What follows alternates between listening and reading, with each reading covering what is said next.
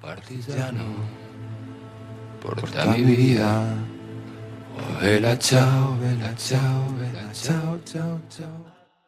Bonjour et bienvenue dans ce nouveau numéro de Va te faire suivre qui aura pour sujet le syndrome de Stockholm. Vous avez bien entendu, il s'agit d'un syndrome et non pas d'un symptôme, comme souvent la définition classique pourrait le laisser entendre. Un syndrome est un ensemble de plusieurs symptômes ou signes en rapport avec un état pathologique donné et permettant par leur regroupement d'orienter le diagnostic, et ça c'est un point très important. Donc le syndrome de Stockholm est un ensemble de plusieurs signes en rapport avec une situation observée de façon précise à Stockholm. L'histoire commence le 23 août 1973 à Stockholm donc, lorsqu'un détenu du nom de Jan Erik Olsson s'évade de sa prison suédoise et commet un braquage avec l'aide d'un complice qu'il fera sortir de prison pour l'occasion. La prise d'otage aura lieu durant les 6 jours du braquage. Durant cette séquestration, les 4 otages ont été maltraités, comme en témoigne ce judicieux dispositif paranoïde. En effet, les cordes que vous voyez sur cette photo ont été disposées là, dans l'éventualité où les forces de l'ordre enverraient du gaz, ce qui pendrait les otages en cas de perte de conscience, ce qui rassure les preneurs d'otages.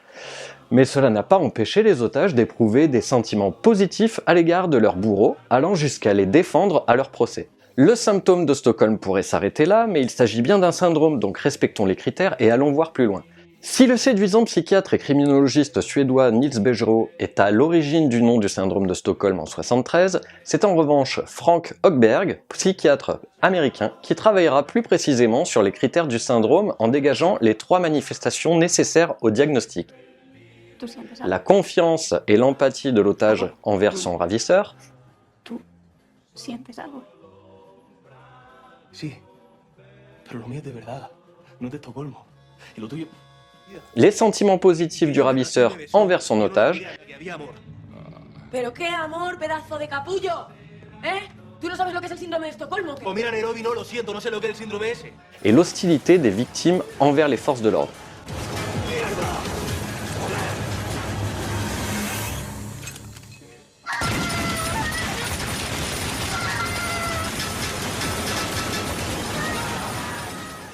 Pour ce qui est des mécanismes de défense sous-jacents du syndrome de Stockholm, il n'existe pas encore de consensus sur la question. Certains évoquent une effraction dans l'identité des otages, d'autres vont expliquer sous l'angle de la formation réactionnelle ou encore d'identification. Autant de concepts qui donneraient lieu à des vidéos entières. Les suites classiques du syndrome de Stockholm sont une diminution jusqu'à l'effacement du syndrome dans le temps, de façon spontanée ou consécutive à une thérapie.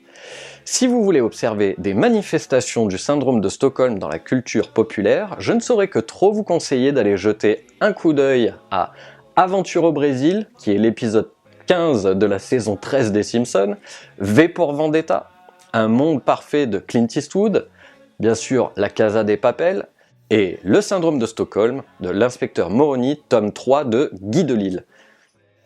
Cette vidéo est maintenant terminée, je vous laisse mettre un pouce bleu si vous l'avez aimé, vous abonner, laisser un commentaire et je vous dis à très bientôt pour un nouveau concept en vidéo. Tu découvriras que beaucoup de vérités auxquelles nous tenons dépendent avant tout de notre propre point de vue.